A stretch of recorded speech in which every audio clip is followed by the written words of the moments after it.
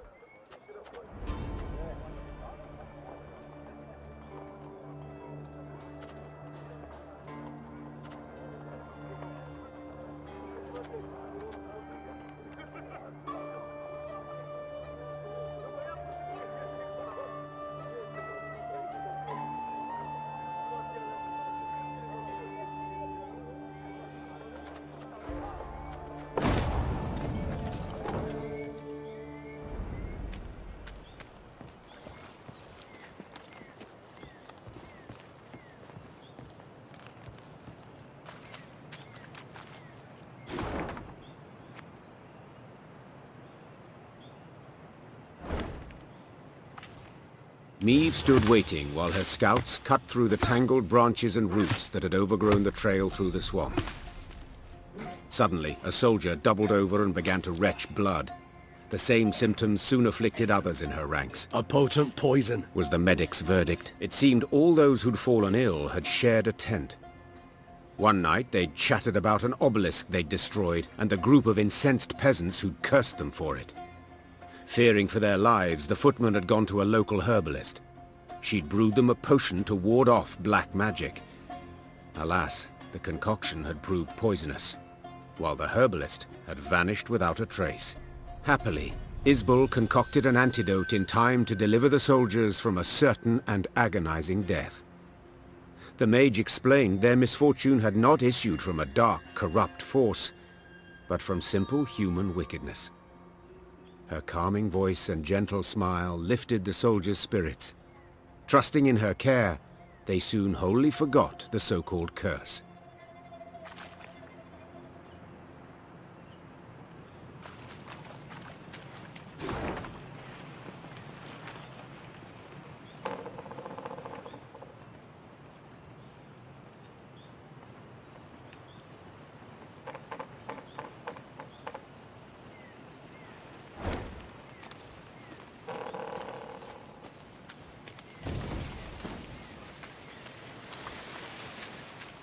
Meve rode at the front, her eyes fixed on the ground, and thus spotted the pit masked by leaves and branches.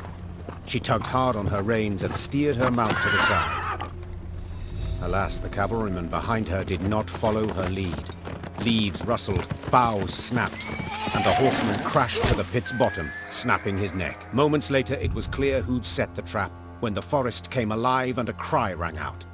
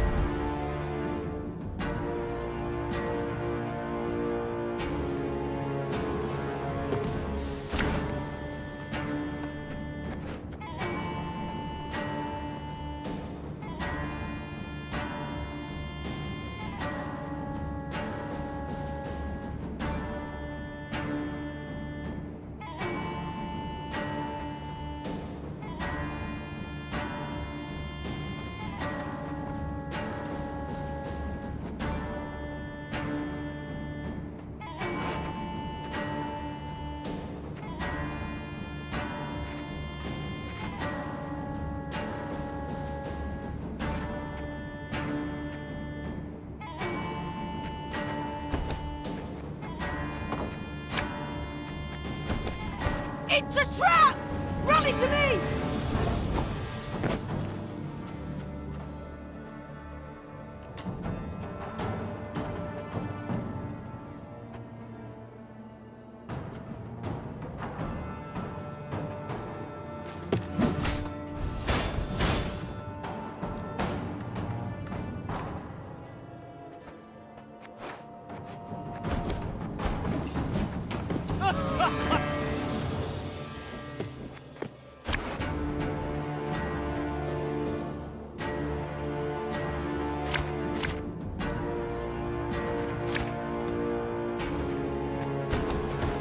It's a trap!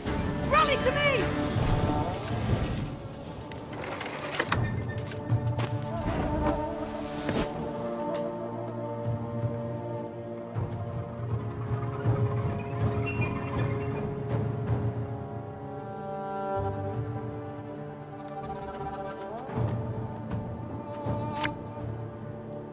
It's gonna be a right good levy, big and beautiful.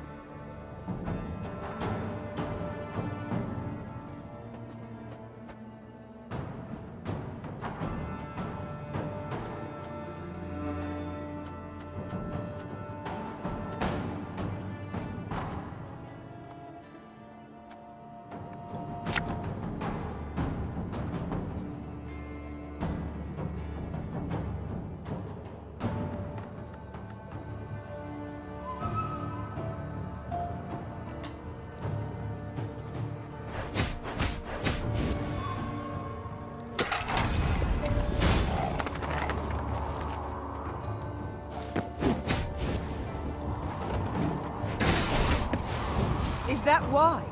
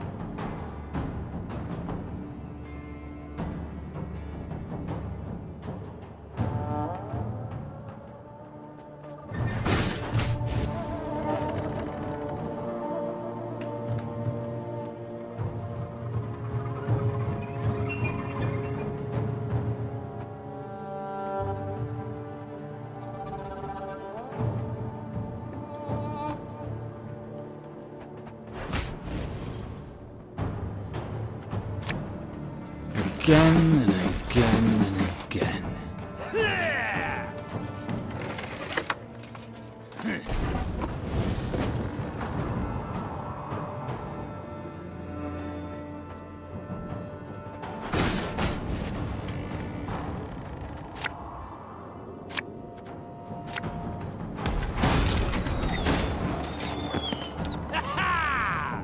El Herzer.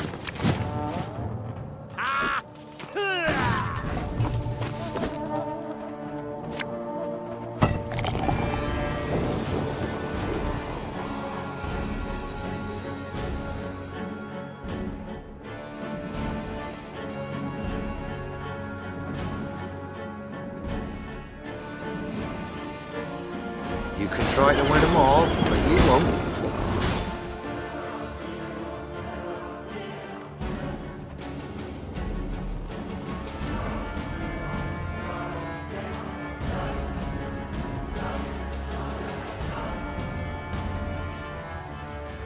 Rabbit the white of an eye from half a league away.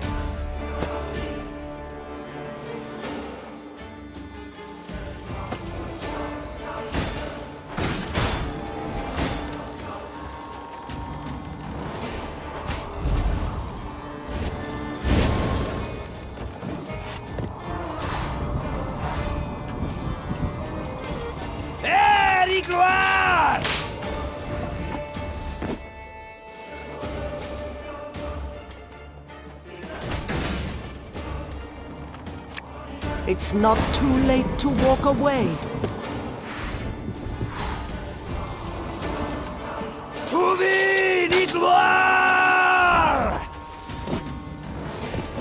Ah!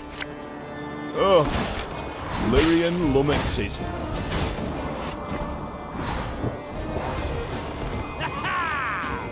A highly curious case.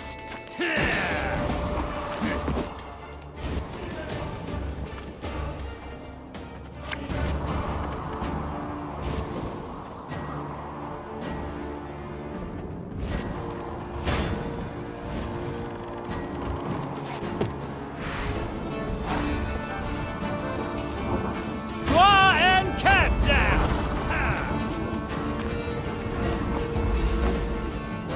Retreat! Fall back! Caught between Lyrian hammer and Skelligan stone, Nilfgaard was shattered, destroyed. The victors now stood eyeing each other. These islanders were not like those Meve had met before. They wore no armor and carried no shields. At their fore stood a man as stout as an ox and bald as an ancient ghoul. His men called him Arnulf, the Patricide, I thank you for your aid, Arnulf. said Meve, extending a hand. Aid, she says. Aid? Do you hear that, mates? The Skelligers exchanged glances, then erupted in roaring laughter. Not here to help yous. Not at all. We're after killing. Join me and you shall have your fill. Join nuisance? Just who the hell are you? Meve, Queen of Rivia and Lyria. Meve. Arnulf said, his tone sobering. I know the name. Lippy Goodman called ye bold, praised your courage to the high heaven. So be it. We'll follow ye into fire, wench. Just let us taste of blood. Grant us a death worthy of heroes. Meve couldn't help but smile, then nodded to accept. The Lyrians stepped aside as tattooed warriors joined their ranks.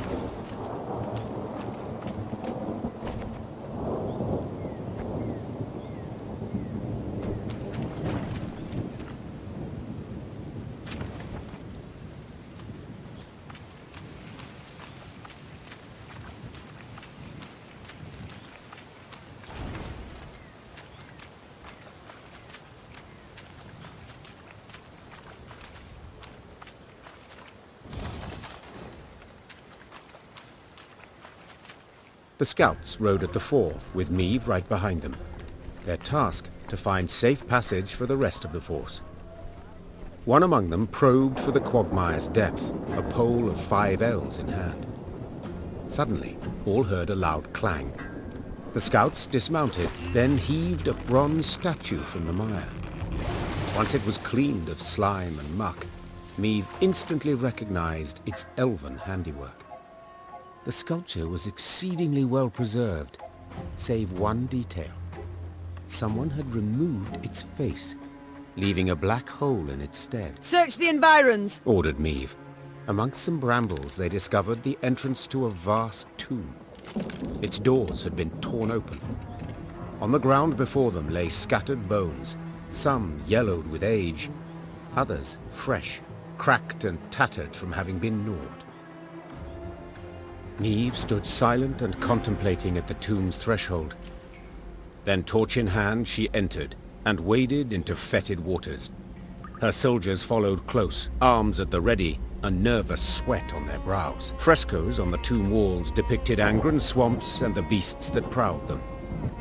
2 words were inscribed over the largest of the horrors: Gwern Iker. The bloody mistress! Barnabas Beckenbauer whispered. Suddenly, a roar thundered from deeper inside the tomb. Meave turned from the frescoes to see monstrous eyes blazing in the dark.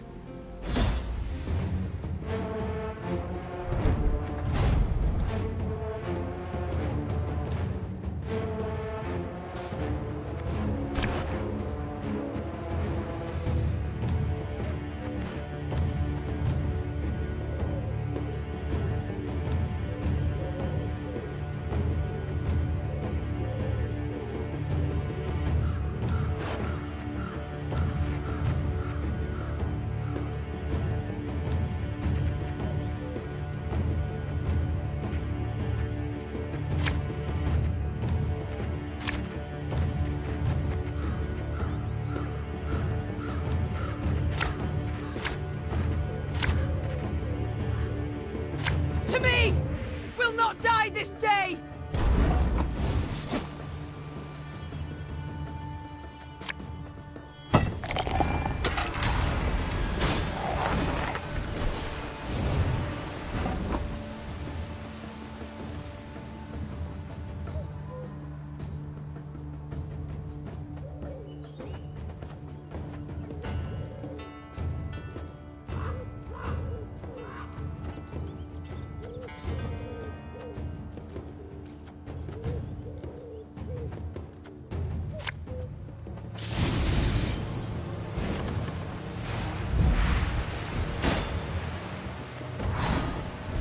It's so dark and wet. Why is it everywhere we go is dark and wet?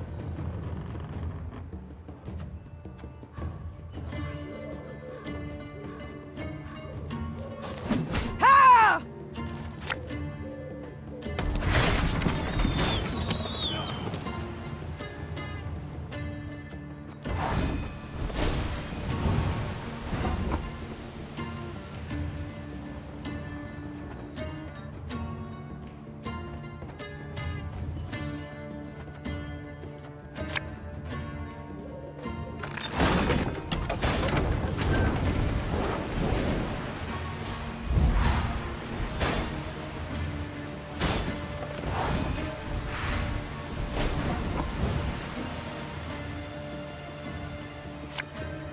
Pays late. Again.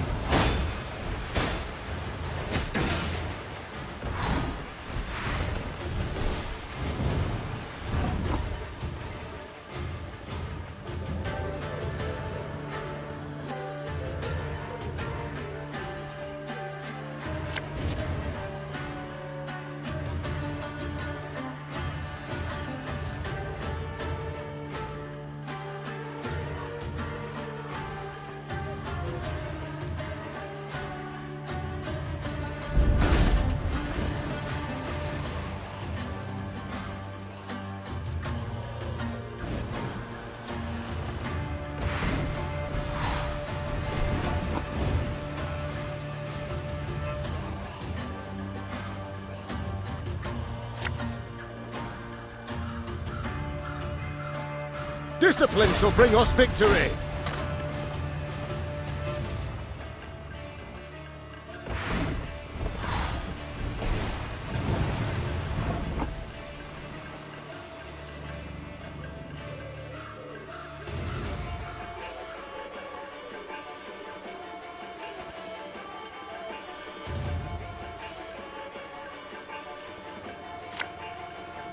Stop your yapping and start digging. Gonna need 3 buckets of nails and a tub full of pegs. Don't you worry yourself with this. We'll get it done in no time.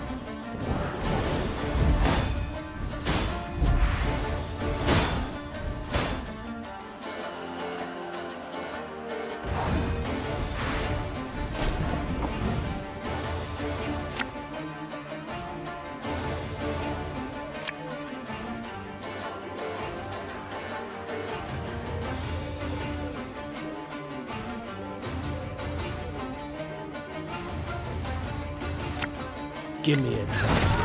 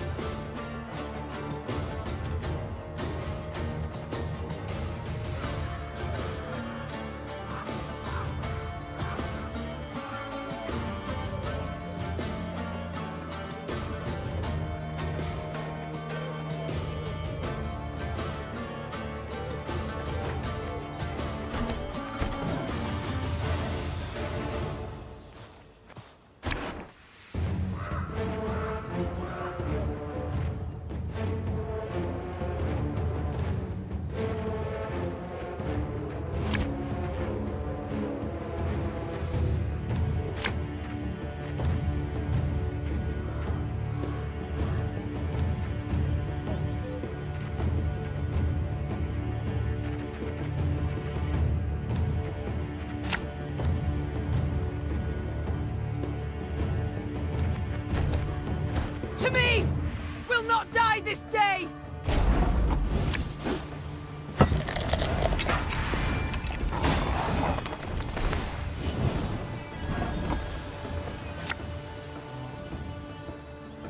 Army's a waste of time for one like me. It's so dark and wet.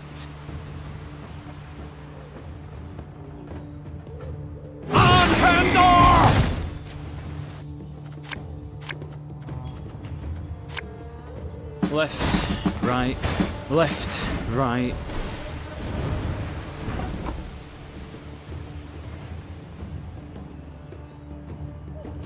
Sod it. Sod it all.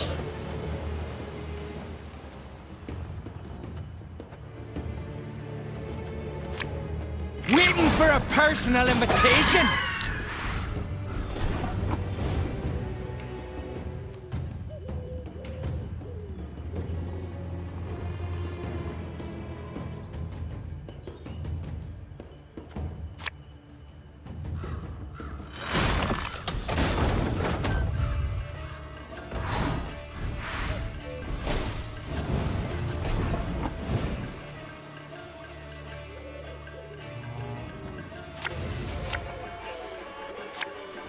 I'm a wrong sir.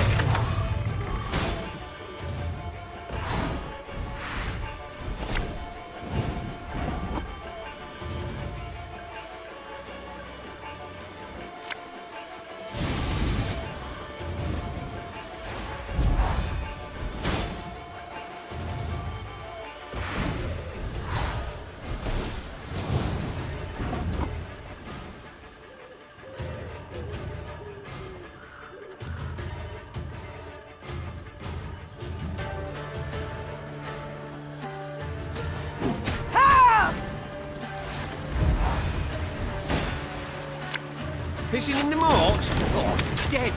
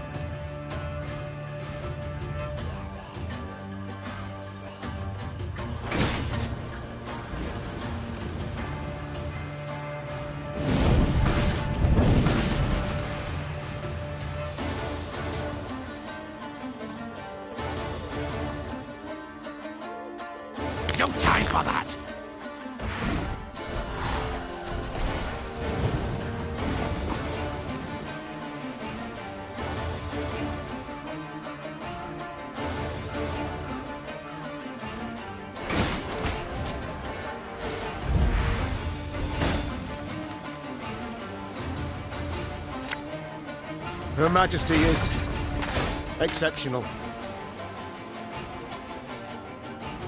Don't like this.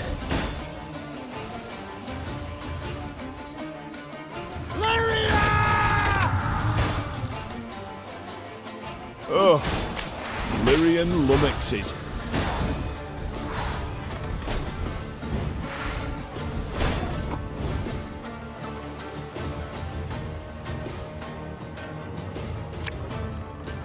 It's gonna be a right good levy. Big and beautiful. I think that's the last of them. But keep your weapons at the ready. In her torch's feeble glow, the Queen examined the beast's corpse. She could not help but to shudder in disgust. Perhaps it's better. She thought.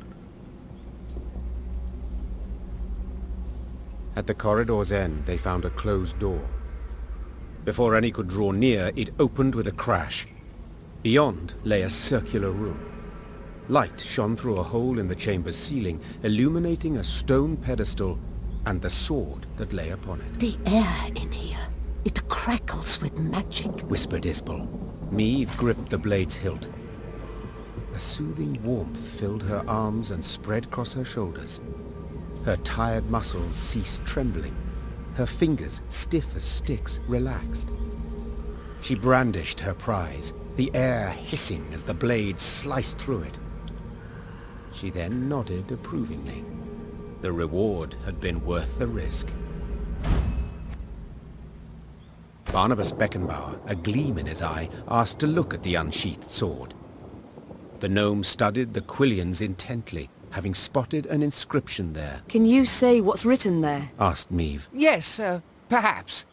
They're clear, the words. Their meaning, not necessarily so. Wieldeth me, and loseth not hope amongst the blood-red waters. It sounds like a riddle, but I've no wish to solve. We should move on, and quickly so.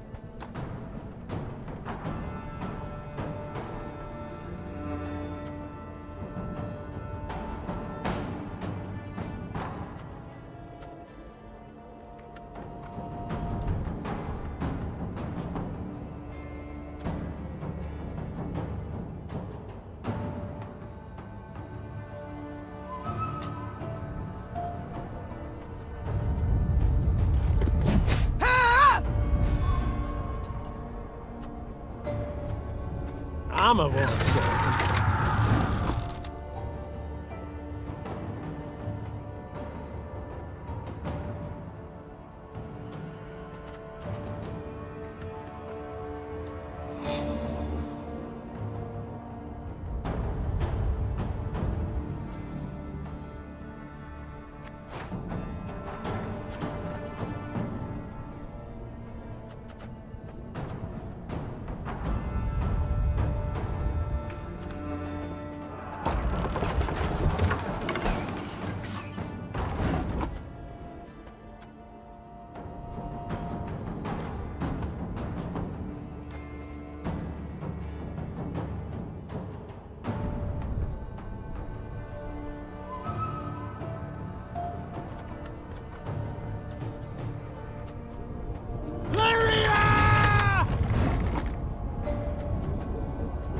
One bolt.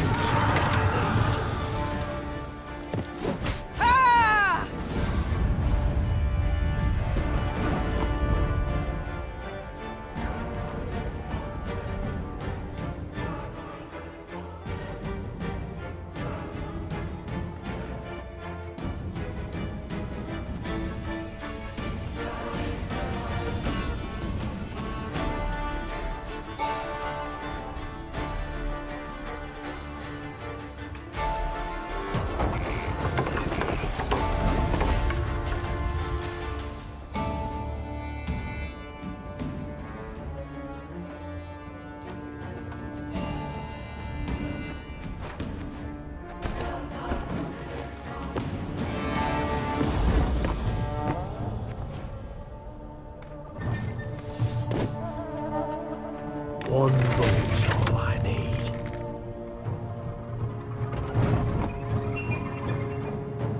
Give me a target. Arbalist at your command. Armor won't save.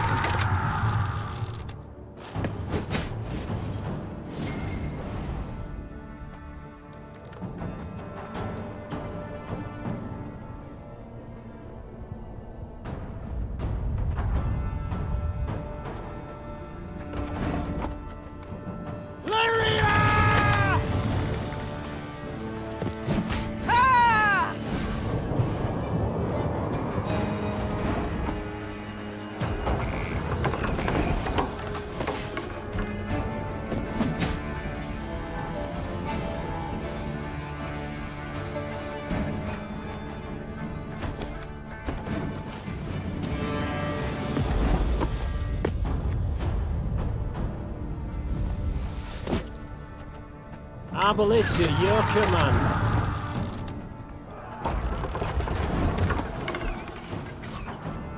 Armor won't save.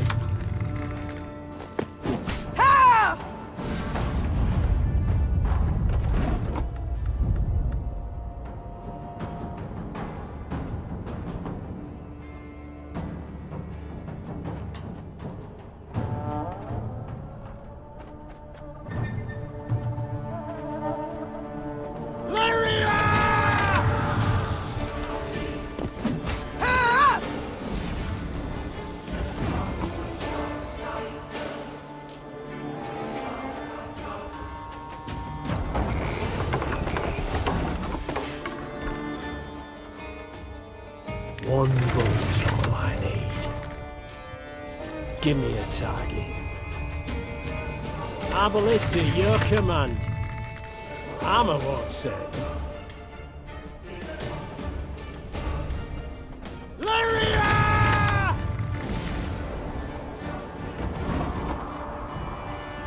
One bolt's all I need. Give me a target.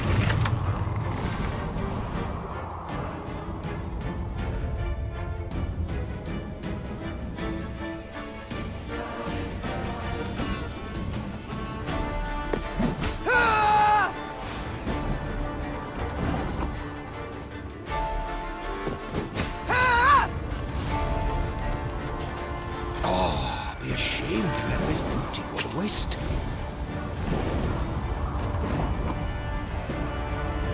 Arbalist at your command. Armor won't save.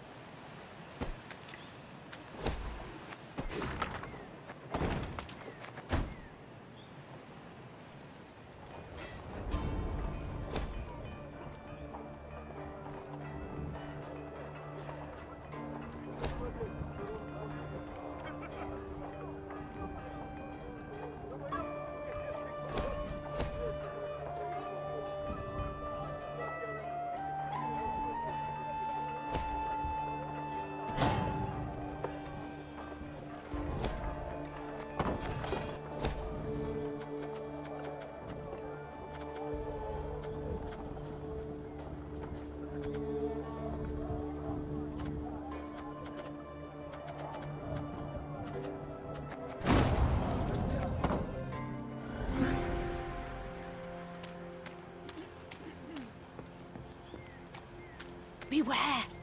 The bloody mistress despises those.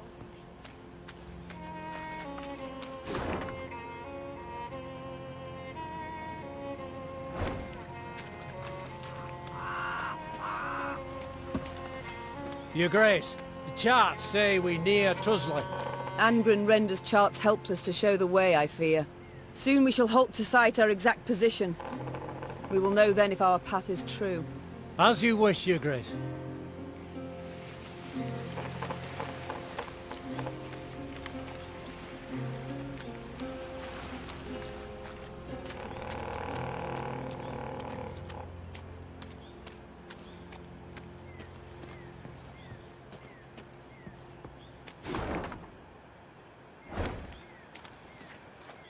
Sensing a limp in her mount's gait, Meve ordered the column to halt.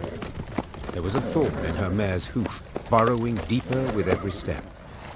The horse whinnied and pulled her leg away, but Meve knew how to calm her. She stroked the mare's cheek, whispered slow words in her ear. She then extracted the thorn without difficulty.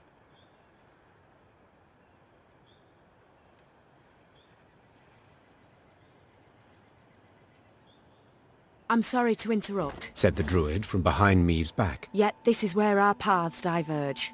We've a modest gift to thank you for the road shared, and for your aid at the obelisk to the marsh gods. Meve wished to respond, but the druids had turned toward the woods, their satchels slung over their shoulders. The queen waited till they were out of sight to open the bundle. Their gift was by no means modest.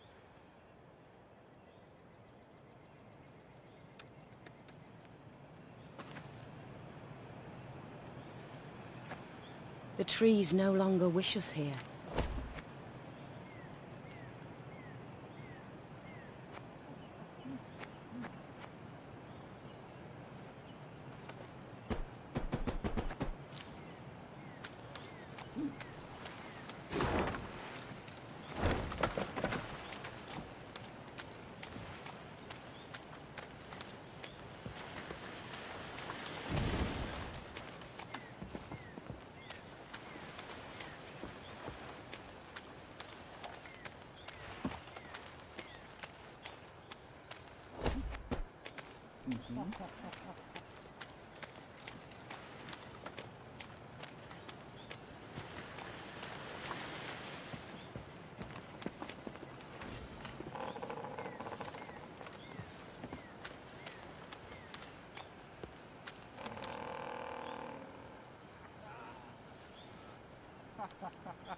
Oh, lads! I don't fancy twigs, but you're ever good for pokes, and I'm arse over tits!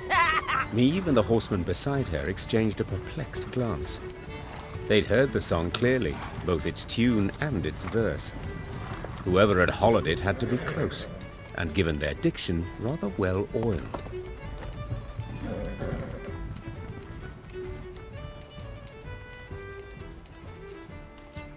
Moments later, a hamlet appeared to the Lyrians' tired eyes. A great bonfire blazed at its center. Around it danced peasants, barefoot, giggling, hooting, joyful and carefree. One by one, they noticed the queen. Soon, all were silent, huddled together, children peering from behind their backs.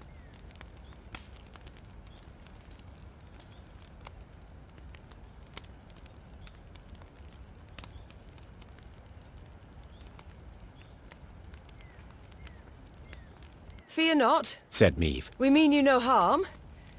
What do you celebrate? A lad's grooming? Nuptials? Nay, my lady. Hell yes. The gods have been kind. Filled us nets and snares with game. Come time we thank them. Yes. You've things to be thankful for. We do, my lady. And we's poor folk. So a queen. Well, you must as well. Your Majesty, stay tonight, feast with us. There'll be music and plenty of rum by the fire.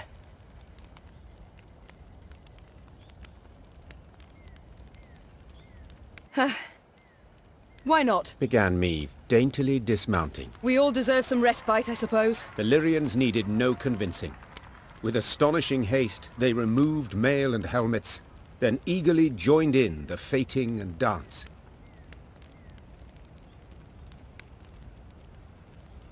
Amidst the trilling of flutes, fifes and fiddles, all those gathered revelled until dawn. They could rest at last, forget about Nilfgaard and the many beasts that prowled among the reeds. They'd long remember that night. The carefree laughter, peasant maids whirling in dance, the ale cold as a mountain spring, and the bread they crisped over the fire.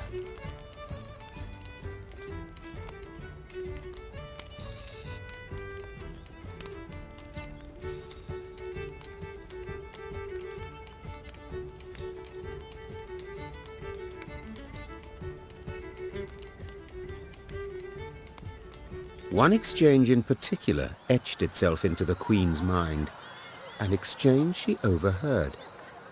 Not a little? Not even a teeny tiny bit? I'll say it again. It's not your concern. Of course it's not. Wouldn't be so damn curious if it were. So be it. Keep your silence.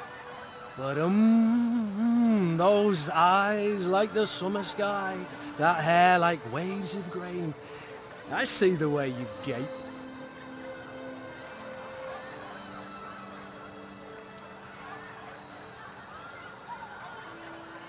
What do you two speak of?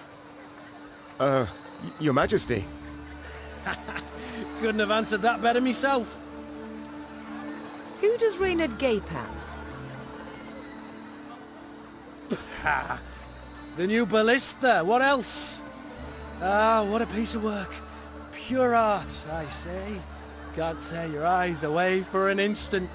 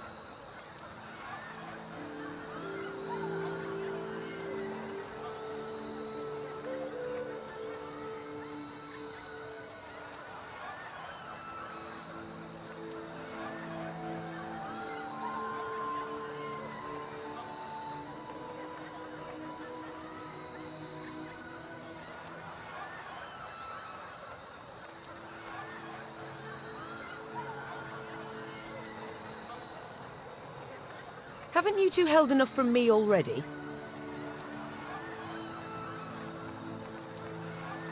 Don't play me for a fool. What's this about? Maeve, honestly, you do better to... It's a private matter, Your Grace. One of the heart, you might say. If you'd allow it, I'd rather not share the details of our conversation. All right. I'll leave you to discuss whatever men discuss. Consider me gone. Maeve turned and walked back to the fire, sat down on an old stump. Ha! That was close. Shh! And the faintest of smiles crossed her lips.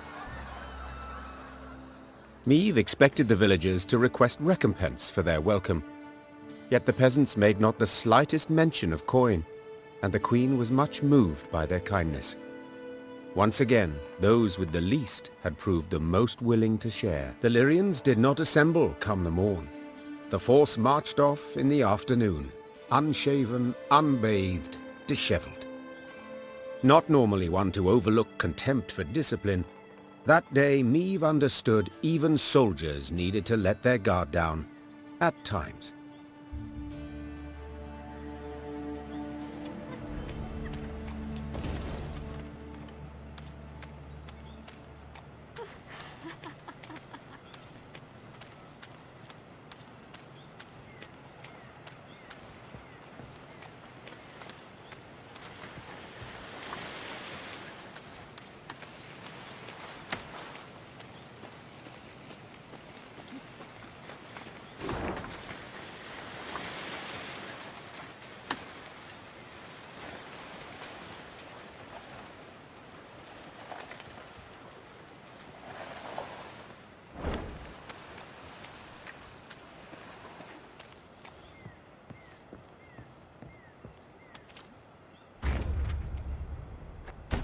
In Angren's swamps, one can easily lose one's way.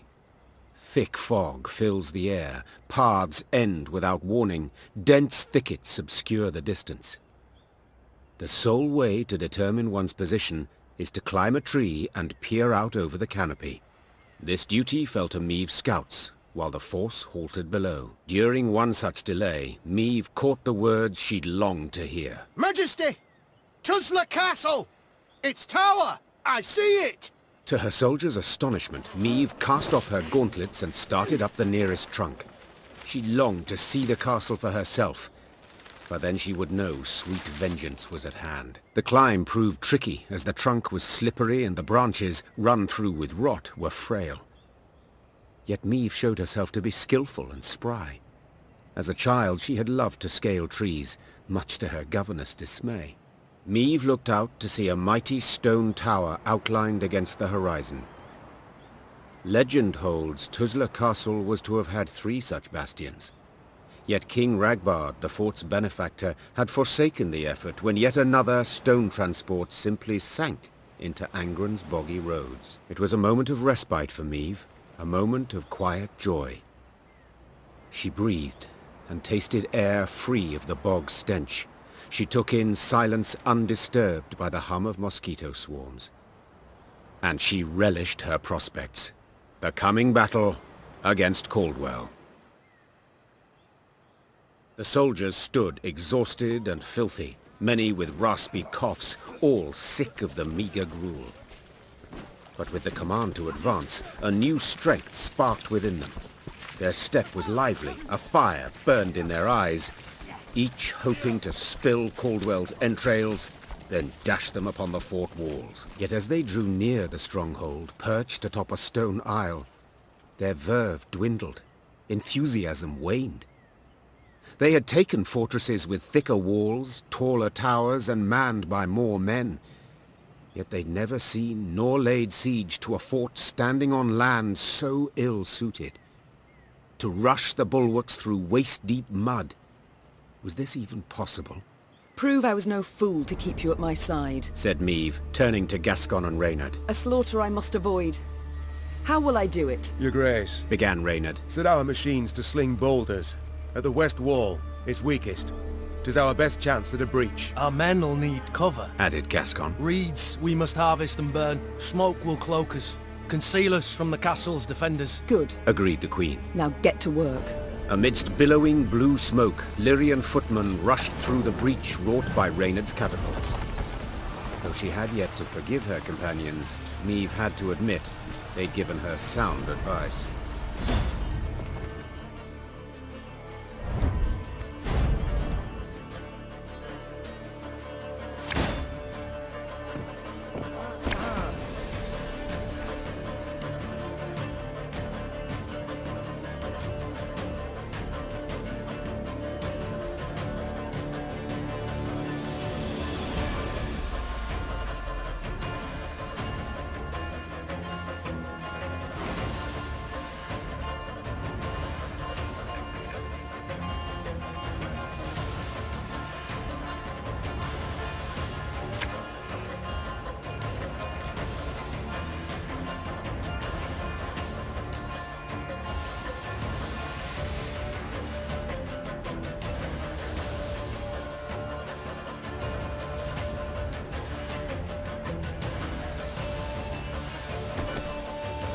Caldwell, I've come for your head.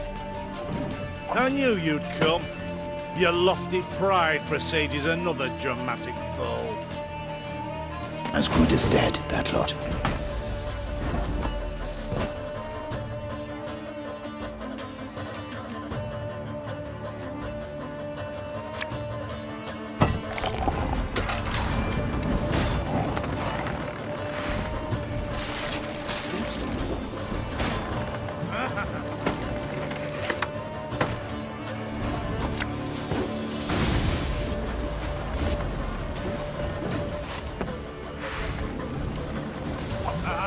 I never miss.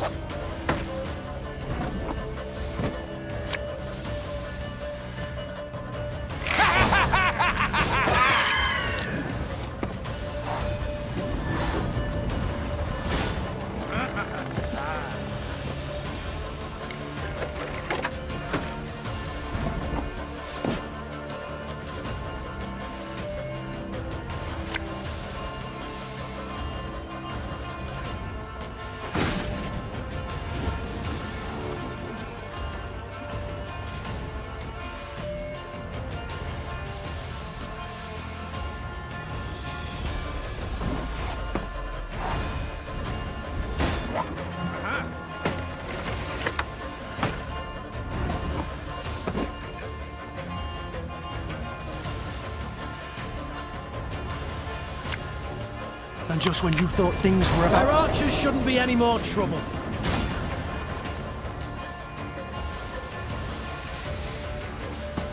Ha!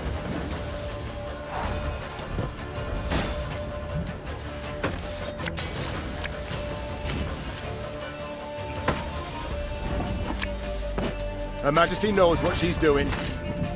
We must exploit the breach in their fortifications, Your Grace.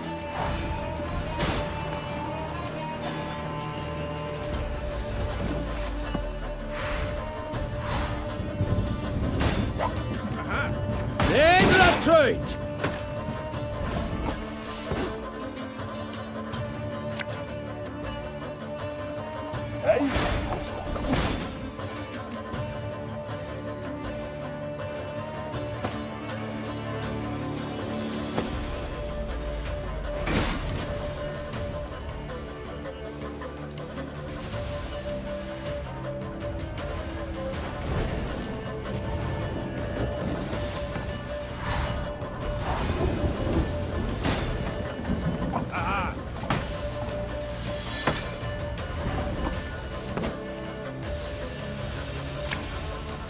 Give me a target.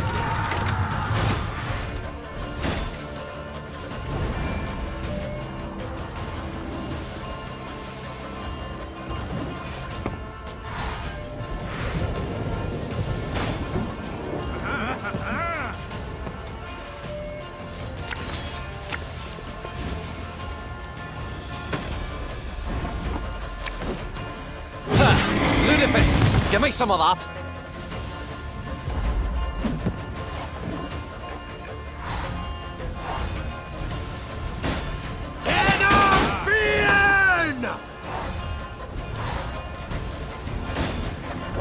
For the Queen!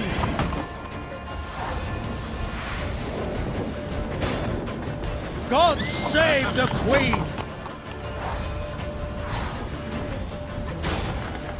To the last!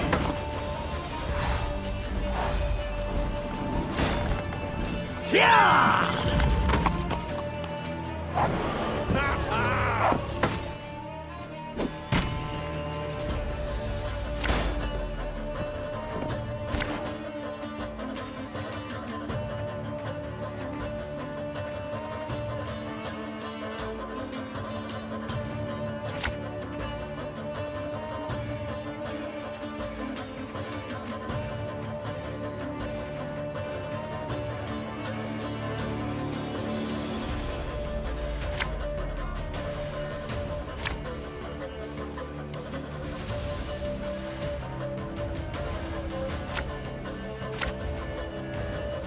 Caldwell, I've come for your head.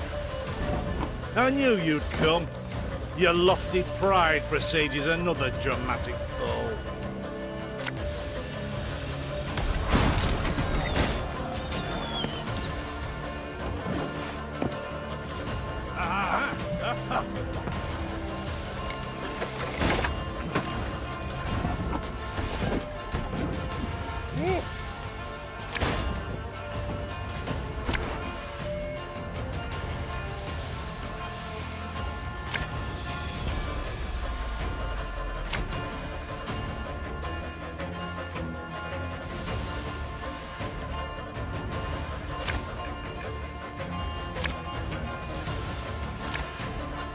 Caldwell, I've come for your head.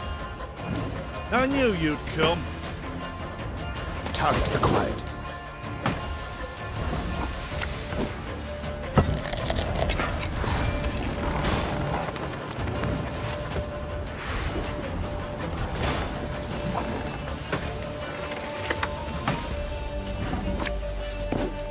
Nothing personal, I assure you. Their archers shouldn't be any more trouble.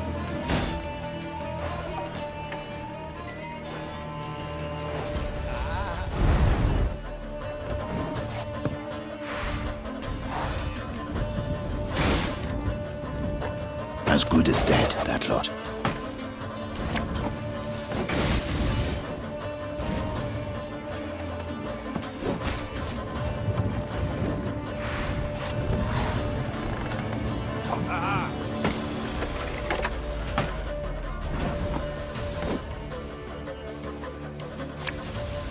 Her Majesty knows what she's doing. We must exploit the breach in their fortifications, Your Grace.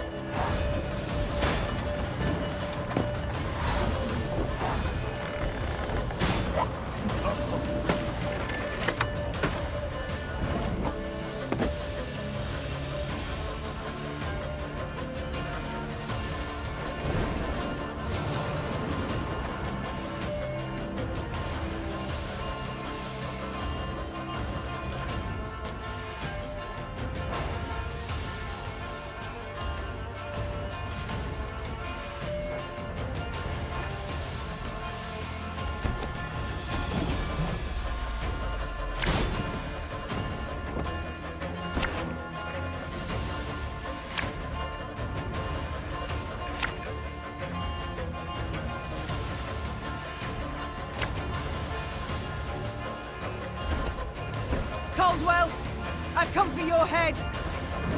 I knew you'd come. I never miss.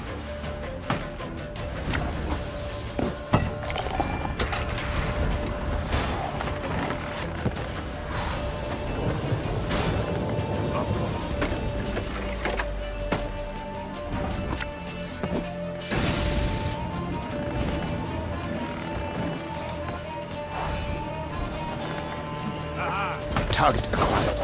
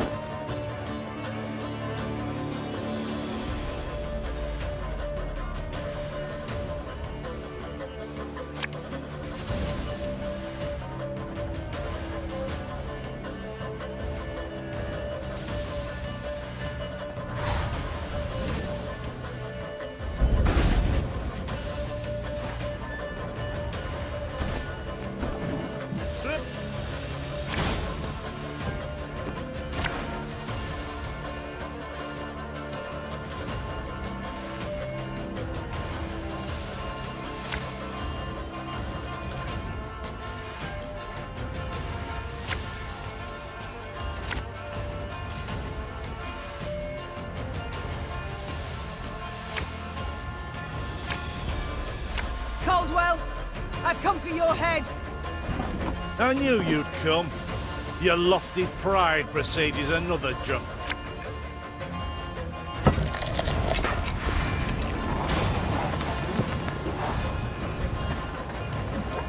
I never miss.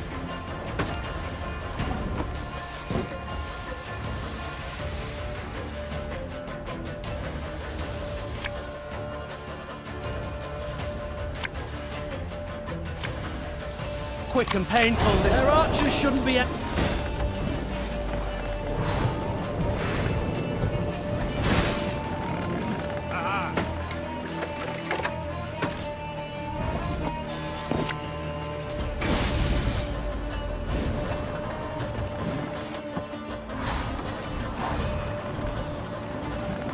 Target acquired.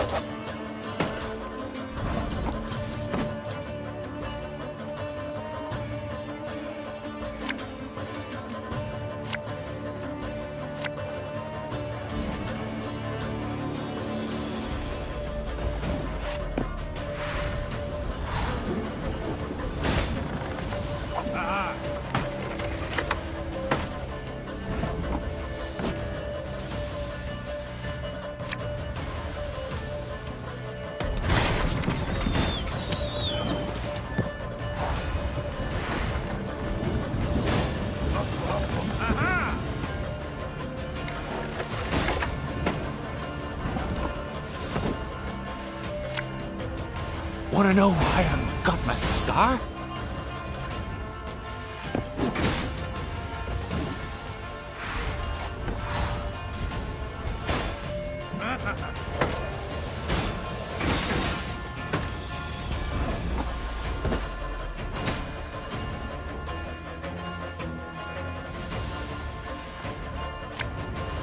Her Majesty knows what she's doing. We must exploit the breach in their fortifications, Your Grace.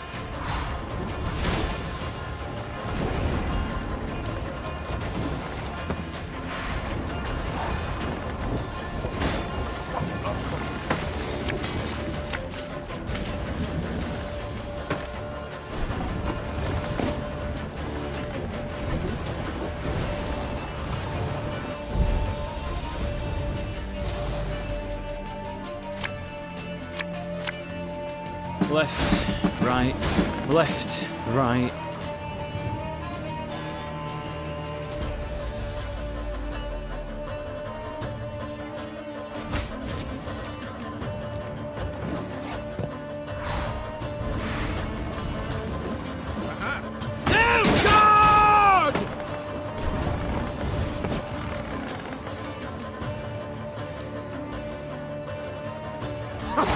Think I'm up here!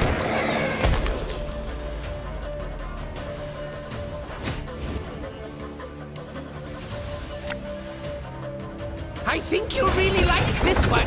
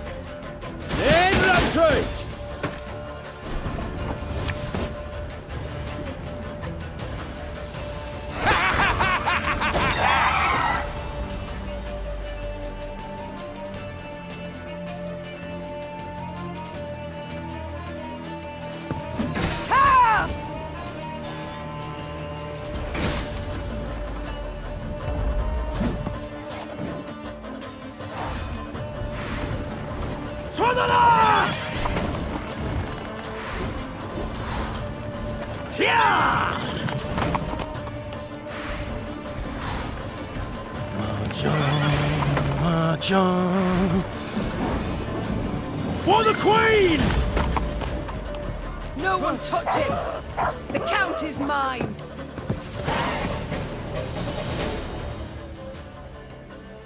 Many of Maeve's victories have been immortalized in poetry and song, but not the fall of Tuzla. Lyrians fought Lyrians, brothers killed brothers, in rain and mud midst a cursed swamp. Certainly nothing to inspire a bard. Near the battle's end, Maeve stormed the great stone tower to which Caldwell had fled. The Queen ascended the stairs, dealing blow after blow, blood cascading down in her wake. She reached the top floor to find the Count waiting, with no intention to defend himself. If it's mercy you expect, you'll be sorely disappointed. Mercy? I know you all too well for that, Maeve. Ever vindictive and cruel. All this from a paragon of knightly virtues. You stabbed me in the back, Caldwell, and used Willem to do so. My son! Who agreed without a moment's hesitation? Forsaken by your own son. Your flesh and blood. What's that say about you? Oh, you tread on thin ice. Choose your next words carefully. Spare me your threats. You'll kill me all the same. Death can come in many ways, Count. Some quick, some slow. My. How you strut and vaunt. Terribly sure of yourself. Perhaps too sure. Your castle is mine. I've crushed your force. I dare say no, I'm not. Precisely my point. Don't you see? The Empire's not one army, it's dozens, hundreds. It's what I strove to knock into that thick dome of yours. Alas, you're too much a dullard.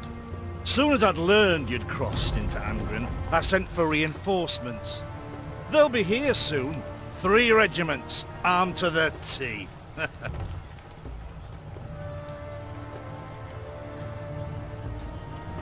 Nilfgaardians seem ever to have the upper hand, yet I find the means to defeat them. Not this time, Maeve. Nilfgaard comes in numbers. 10 Imperial footmen to each and every one of yours. You'll not win, nor can you flee. Do you know why? Enlighten me. I dare you.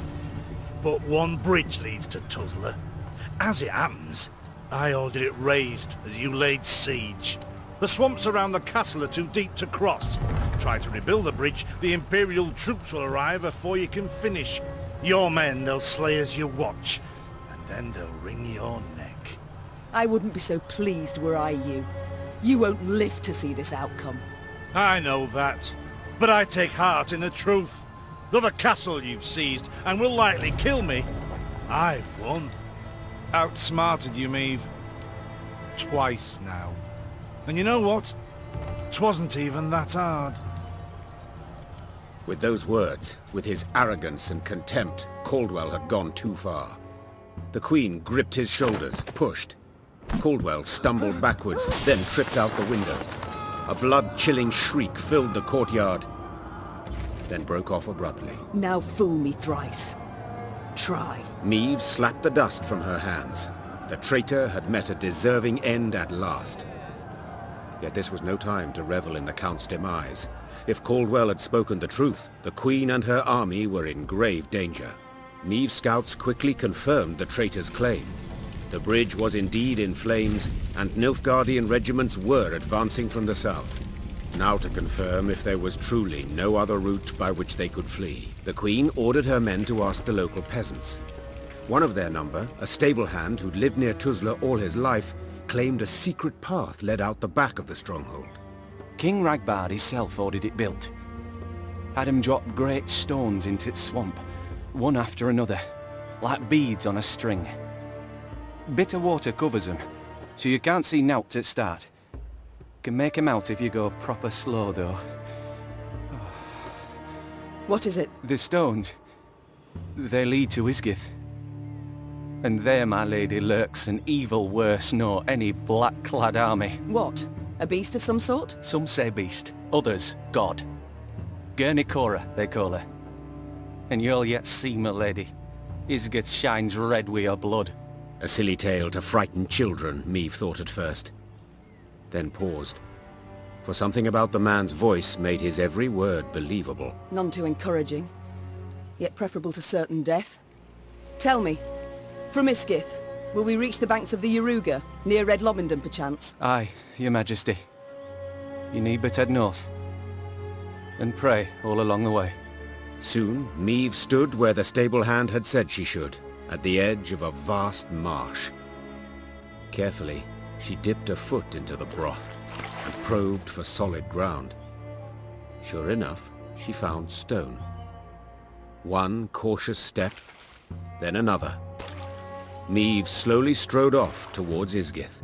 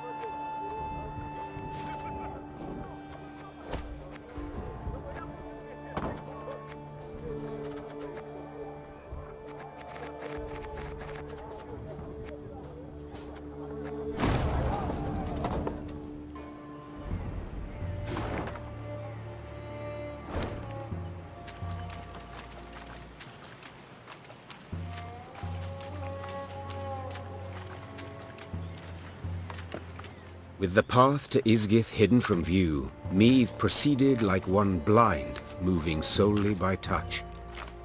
With each step, she could not know if she would find rock or plunge beneath the black water's surface. The Queen's soldiers followed single file, carefully mirroring her every move. The Lyrians, near the end of their strength, got lucky when a light breeze dispersed the fog to reveal dry land. The Queen let out a sigh of relief. At last. Maeve kicked off her boots to empty them of water and mud, then promptly screamed. Her legs were in leeches, slimy, bloated leeches. Ignoring the pain and trickling blood, she frantically tore them from her legs, wishing to be rid of them. Having plucked the last parasite from her calf, Meve grabbed her boot to crush the bloodsucker beneath her heel. Yet it had already slithered off. She spotted it on the trunk of a birch where, like a very fast snail, it was climbing. What the devils? But Meve's words caught in her throat. Leeches and ticks in the dozens dangled from the tree's branches. Some were so gorged on blood that their skin was translucent and on the point of bursting. Meve had some difficulty muting the urge to retch. The Queen stepped back, finding it hard to believe what hung before her eyes, confused as to what it all meant.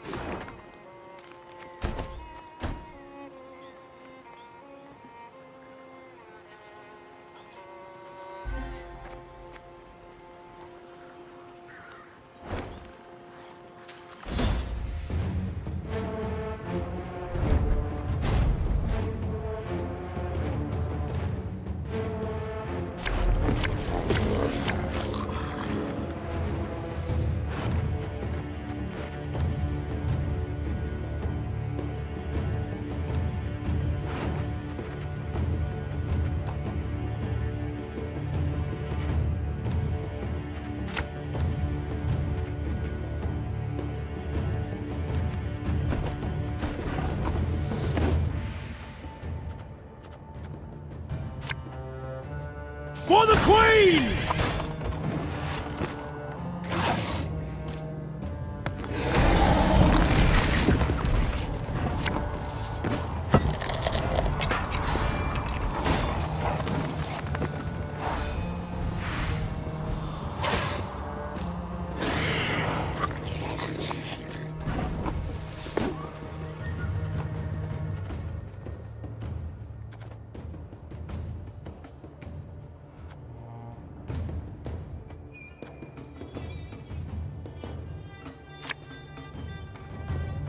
Left, right, left, right.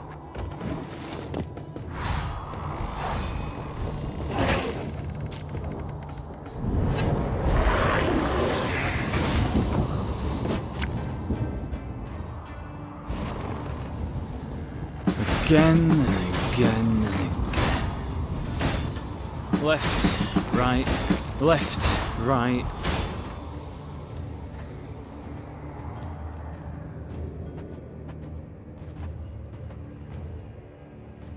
Left, right, left. What now?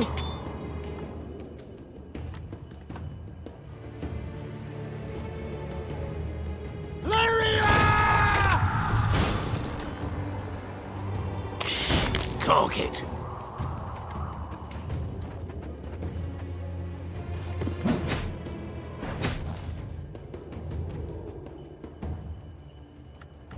God save the Queen!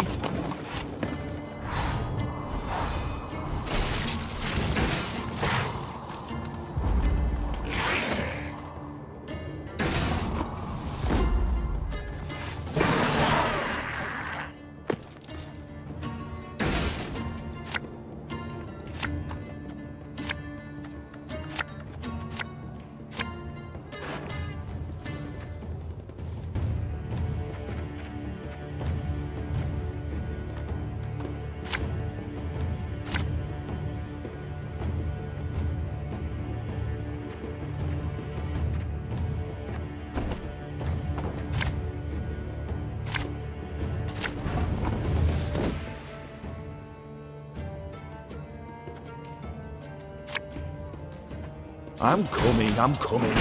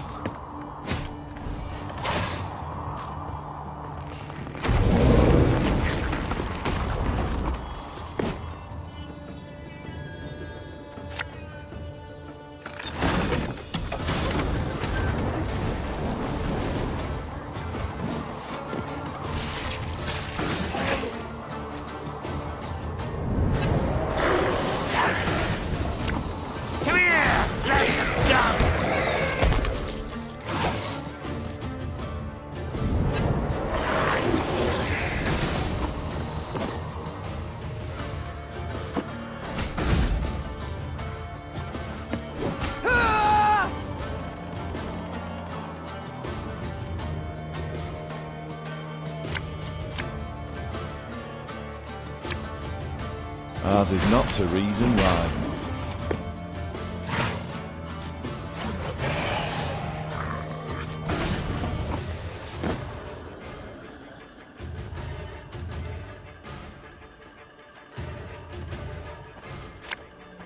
One bullet's all I need.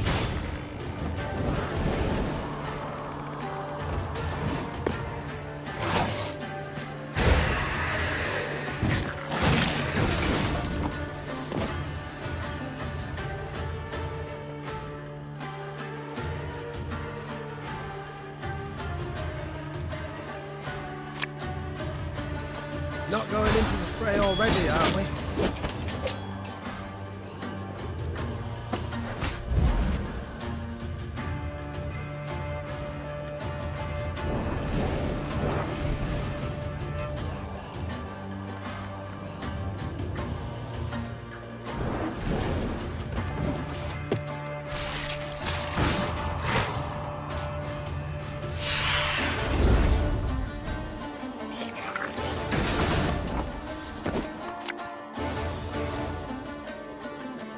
Discipline shall bring us victory!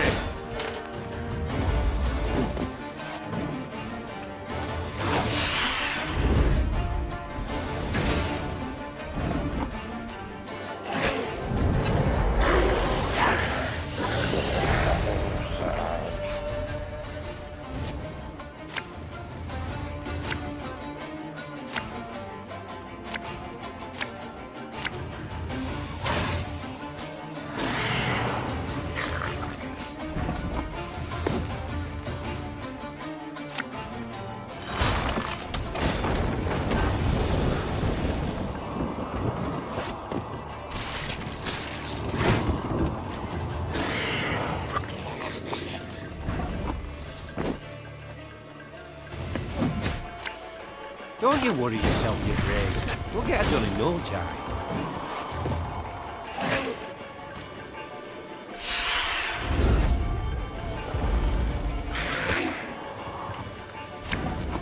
Sod it all.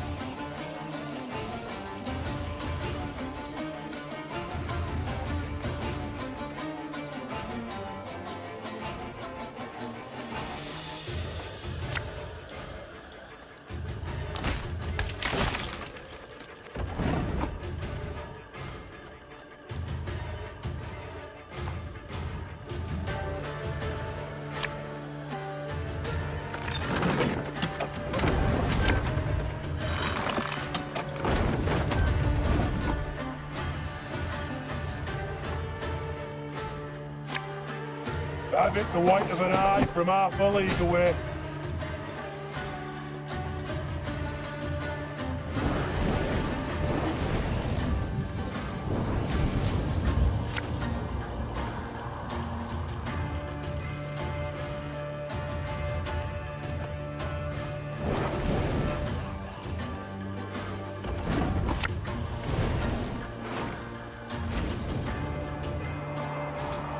Bigger they are, easier they are to target.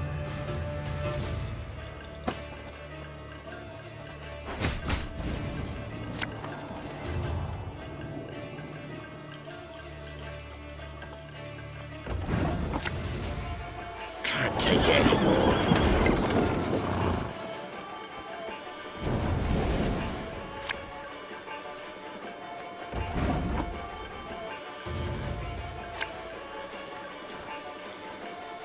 If the ring won't come off, just take the whole finger.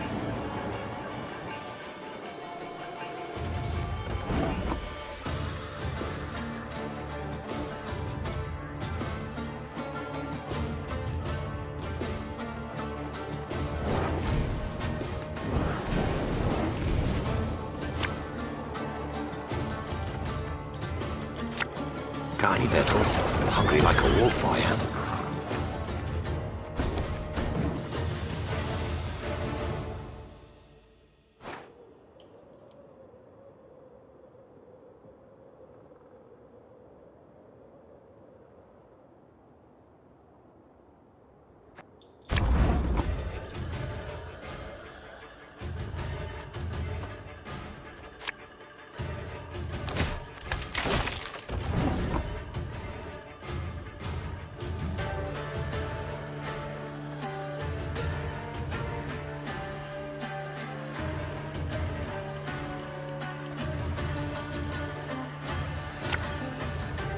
Have it the white of an eye from half a league away.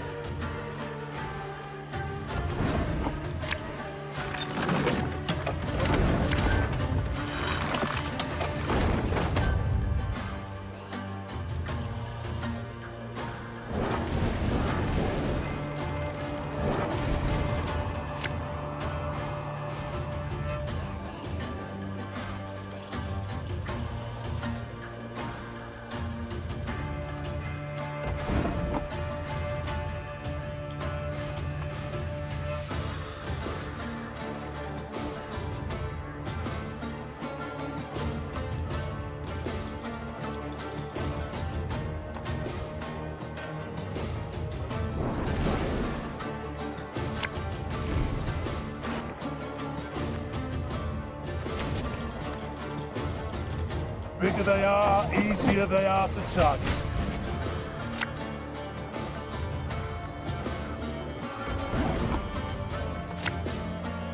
Got any victuals?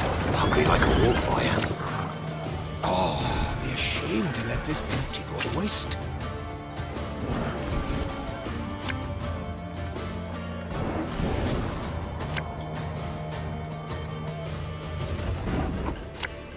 You can try to win them all, but you won't.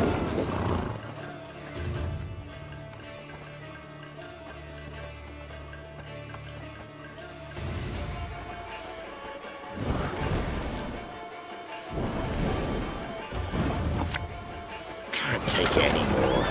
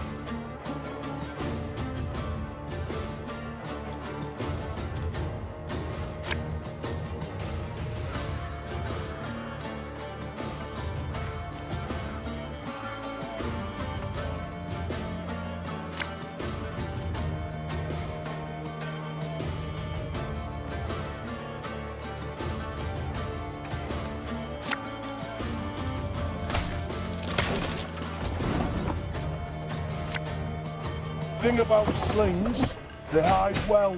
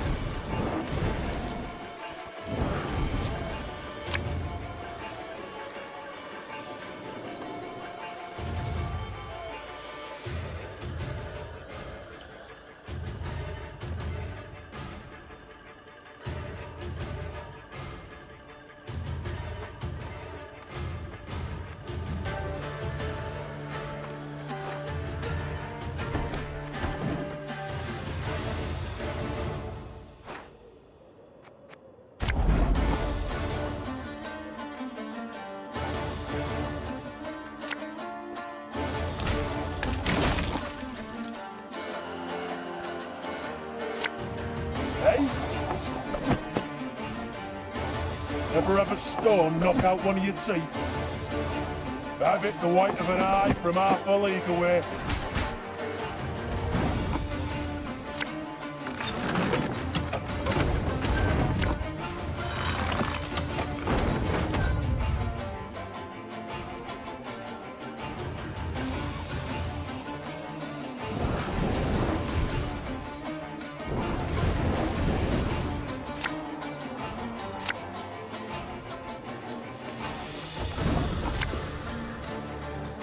You can try to win them all, but you won't. Oh, it'd be a shame to let this beauty go to waste.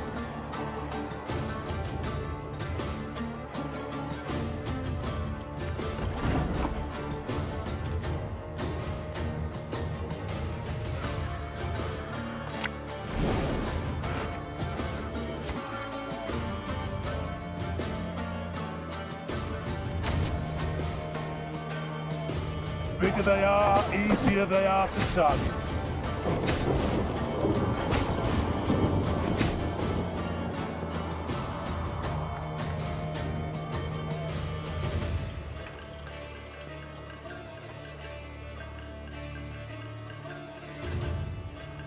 I only loot corpses, except sometimes they're quite fresh.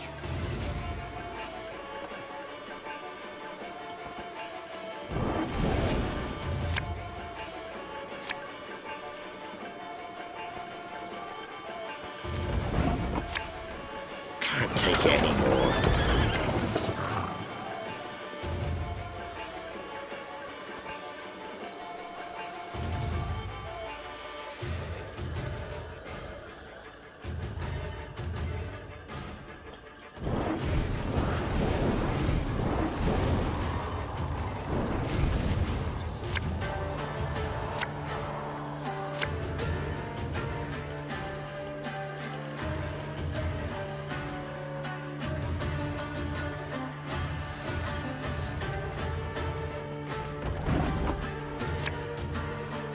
Thing about slings, they hide well.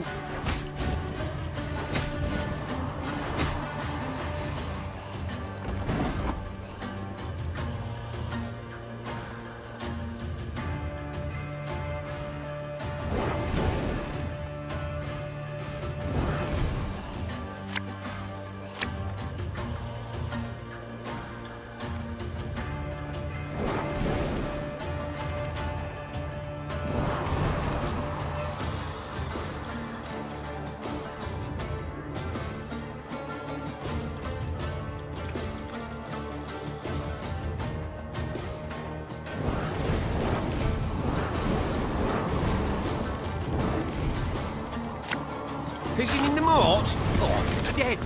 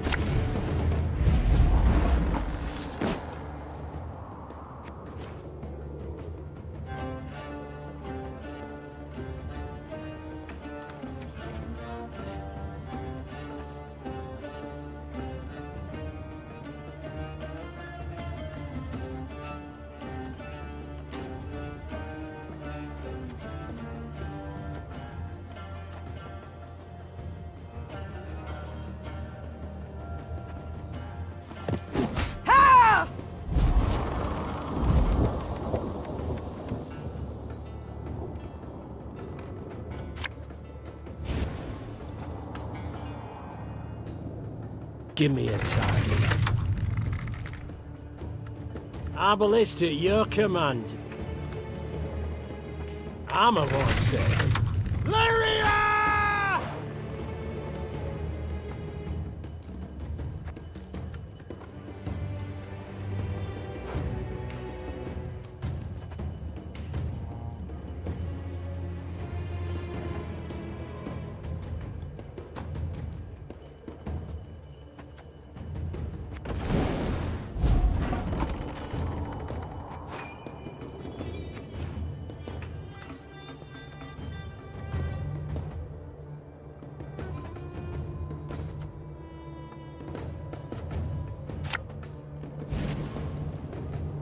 One bolt's all I need.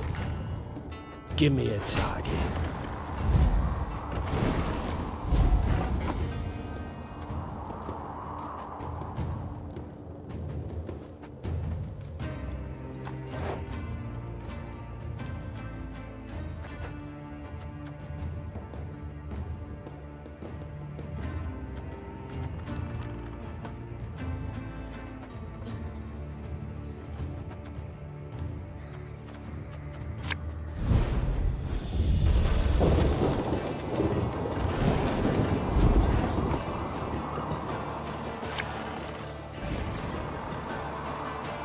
Obelisk at your command. I'm a one, sir.